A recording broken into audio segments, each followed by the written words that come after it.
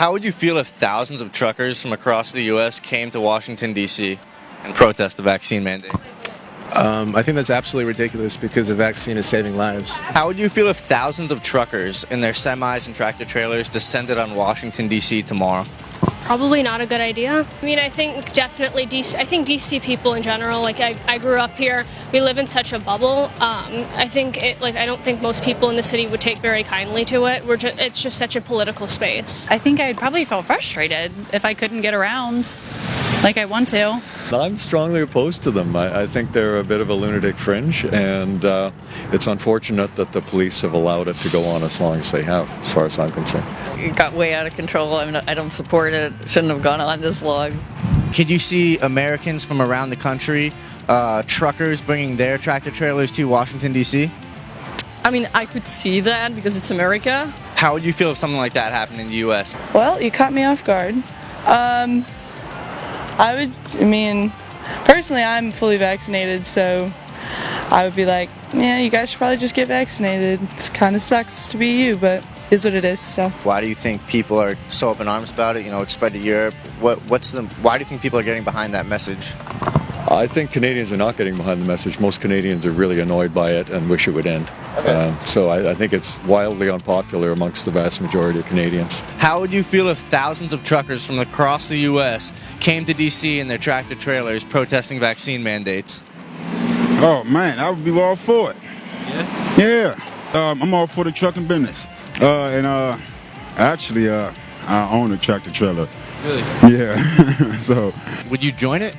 Of course. Mm-hmm. Yeah, of course.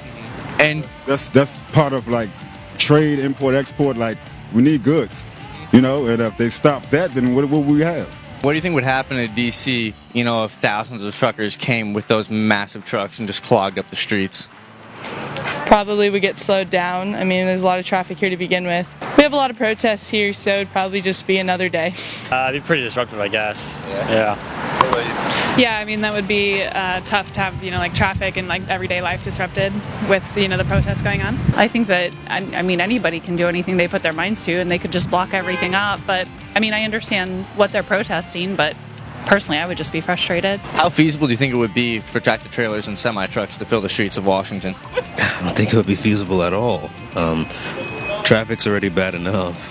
But also, I'm in support of, fighting for what you believe in. So if that's what they need to do, then it is what it is. Could there be an American version of this trucker convoy for freedom? Well, apparently, truckers in the United States are planning a convoy to Washington, D.C. A Facebook group called Convoy to D.C. 2022 gained more than 130,000 members in recent days. So, of course, Facebook had to shut it down immediately because it's a threat to the powers that be. And now, the movement is growing beyond Canada. A group of American truckers, cowboys and farmers, are organizing a people's convoy that will meet in Coachella, California, beginning March 1st and make its way across the country to D.C., where I plan to meet them. What's the real objective here? March 5th, we're going to gather in Coachella Valley for an all-day event. March 6th, we'll send off the truckers. They will travel east, headed toward Washington, D.C., and it's going to be entirely peaceful. It's going to be a gathering that will gain momentum as it proceeds, and I think it's going to be a gathering that's going to be supported by millions of Americans. We felt it necessary to stand up, and so did Canada, and they motivated us to take action and to stand up here in the United States. It's not just our constitutional rights, it's our rights as a human being. On a global scale, this is a major violation of our human rights, or some would call our God-given rights.